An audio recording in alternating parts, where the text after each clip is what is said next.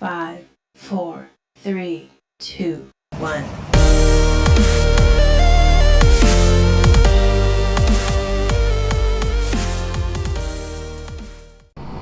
Hi everyone, welcome to another video from me, the Techie Prepper. Recently I put out a video where I explained the basics of EMP, how they worked, and what I used to protect some of my more vital equipment that I would want available to me after an event such as an EMP. Admittedly, it's unlikely, but as I mentioned in that video, if you're going to take some of this equipment and store it away, put it on a shelf or in a box, why not put it in something like this to offer you, a little bit more protection, a little peace of mind. So I'm going to show you what I keep in mind now.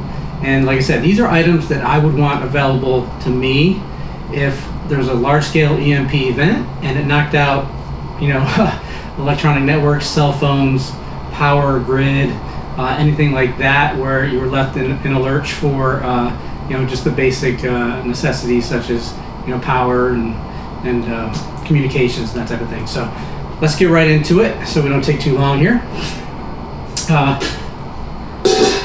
As I mentioned, I use a 6-gallon steel bucket. It's sealed very tightly. This should provide me enough protection to get my devices through any such event. So let's dig right in and see what I got in here, and I'll show you some of the basic things, like I said, that I would want. Let's see, we'll start with a flashlight.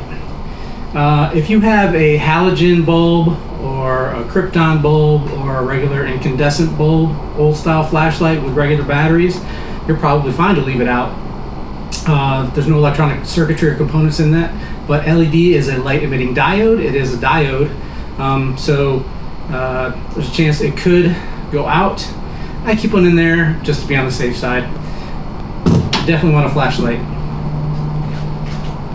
As far as communications, I have a basic radio. This is actually a crank radio / solar radio. It's got a USB output, so I could charge some things up, and I could use this to listen to AM FM broadcasts to find out what's going on after things go sideways if need be. Along those lines, I have something that's a little more sophisticated. This is actually, I should have had it out already, but this is the way I keep it in there. This is my Tecsun PL-680. It is a digital shortwave radio. I do not store it with batteries in there. It does use batteries, and batteries themselves, standard batteries, alkaline batteries, lithium batteries should be fine. There's not a whole lot of circuitry in batteries, if any at all. So unless they're smart battery packs or something, but standard AA, AAA, those type of batteries will be fine. I do like to use rechargeables in all my equipment, and I have something in here to address that as well. But like I said, this picks up ham bands, it's shortwave, AM, FM, weather. So if there was an event where my communication, the cell phone system went down, the network went down, this would offer me the opportunity to hopefully hear what was going on if anybody was able to broadcast, whether it be somebody like me or the authorities. So nice to have that. And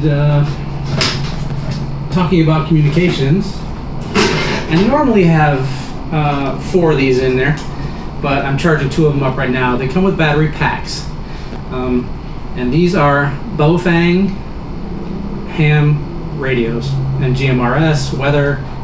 It's got FM, so I don't use these for listening per se. I use my shortwave for that, but I keep 4 in here. There's at least 4 people in my house at any given time. So this would allow us to communicate if our cell phones were down, somebody's going around the block, going to a neighbor's house, or just in the backyard working. You could keep these handy and you could communicate if nothing else was working. So these are very handy to have. Primarily we use them GMRS, but I do have a tendency to listen on ham bands occasionally. This is just a tablet, right? So ideally, what you'd want to do is you'd want to store any of your important documents on paper hard copies as well as soft copies on something like this.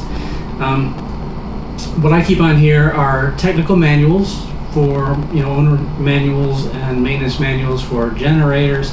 I put operating procedures in here on how to hook up my generator and the transfer switch and how that's laid out and the steps to take to basically hook up the generator if necessary, how my solar systems work and that type of thing in case I become incapacitated and somebody else needs to do it.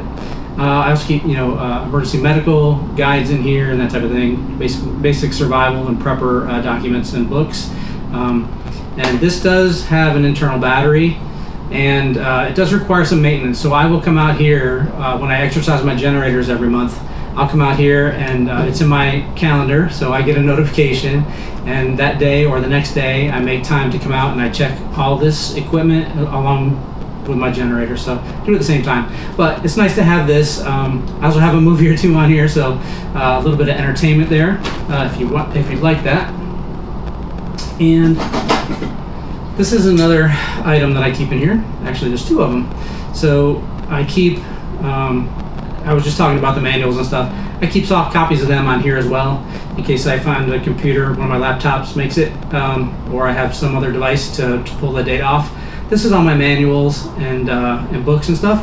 And then on this one, I keep my family photos. Everything's digital these days, and if you don't take the time to go to one of the stores and print out your digital photos and keep them in a book, most people I'm sure don't. They count on the cloud and that type of thing. I download my important family photos onto a flash drive and I keep it in there just for nostalgia's sake. I want to have these when I'm older, and I don't want them to all be wiped out if something bad were to happen. So flash drives, I did some work as I mentioned before. I was an engineer in a past life, and I did a lot of work in Faraday boxes and testing electronic equipment, and I don't know that these would necessarily hold up to an EMP. Most likely not, because these are 5-volt devices and they use obviously the flow of electrons to transfer data back and forth. So if it took a big voltage spike, they might fry it. Better safe than sorry. They're very small. You can have as many as you want in here. Basically, you can throw a bunch of them in here and keep all your important documents and photos and family documents, banking type of documents. I keep on actually this one.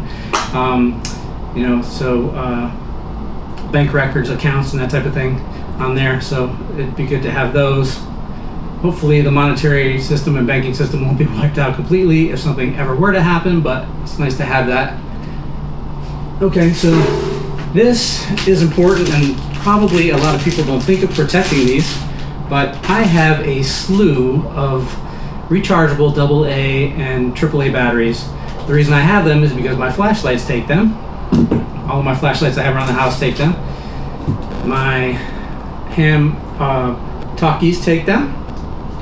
They actually have a battery pack that charges up, but I have adapters that use AAA batteries. So I can, if something happens to this battery, it loses its capacity, just burns out, or there's damage to it, I can slip on a pack with an adapter, and it takes AAA batteries. So anything that takes AA, AAA batteries, you want to have something to charge them, to recharge them. And this one actually plugs in, it's AC, but it does have electronic circuitry in there to stop charging when it's done and that type of thing. So very important to think about this. If you don't have one, I happen to have several solar systems located around my property, and they all have inverters, so I can plug this in and charge batteries up if need be. If you don't have that luxury, or you don't have that capability, you can find 5-volt USB AAA/AA battery chargers. So you would be able to, I would even be able to charge them. It would take forever, but I'd be able to charge them, plug them into the USB charger here, cranking this thing all day.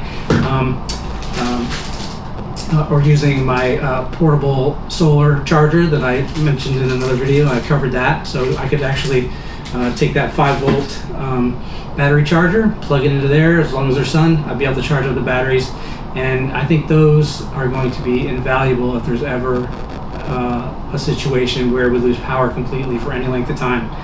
I've used them during hurricanes, and the batteries go quick. Everybody uses them from everything from the Xbox, run the Xbox on the generator or the solar generator, to, like I said, flashlights. I have portable camping lanterns that take like 6 of them, so the little pop-up ones that come on, LEDs. So everything takes batteries. I would highly recommend getting batteries and keeping one of these safe. If you're going to do this, definitely throw one of these in there. The last item that I have in here currently is a pure sine power inverter. I just mentioned a minute ago that I have several solar systems around my house, and they all have inverters on them. That allows me to string, obviously charges up the battery, and they have inverters so I can run tools in my backyard. I can run them in my garage, and I have the capability to run extension cords from all of them to run anything from my window shaker AC to my fridge. I can run a lot of things off them, my freezers, and like I said, they all have an inverter. There's an old saying that says, that states, if you have 2, you have 1. If you have 1, you have none. Because if you have 1, it goes down, it's over. You don't have that capability to do whatever that device did anymore. So I am a firm believer in backups, and I always have one of these on me so I can, if one of mine fails in one of my systems and I need it, I can plug this in right away. It's just a matter of taking off a couple lugs, putting this back in the circuit, plugging things in, and I'm good to go. So that's pretty much all that I have in there at this time. These are some pretty basic components and devices, but that's what I feel I would need in the event of an EMP or some other emergency, and I like to keep them protected in here.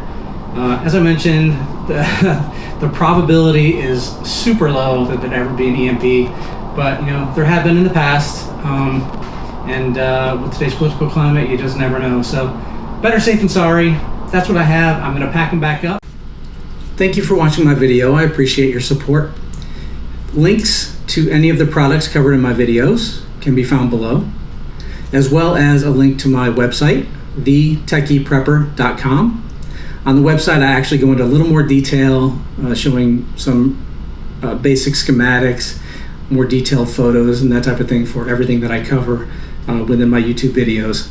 So don't be afraid to go there and check it out if you're interested. As you can probably tell from the video production, I do this as a hobby. I have a full-time job, but my YouTube videos I put out there to hopefully help people better prepare for emergencies or to endure emergencies with a little more comfort and capability. So that being said, if you are interested in my content or you liked it, please like, subscribe, hit the notification button so you know when I have a new video coming out.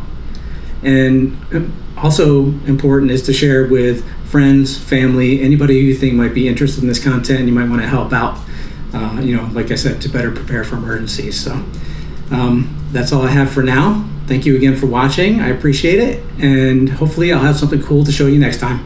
Thanks. Bye.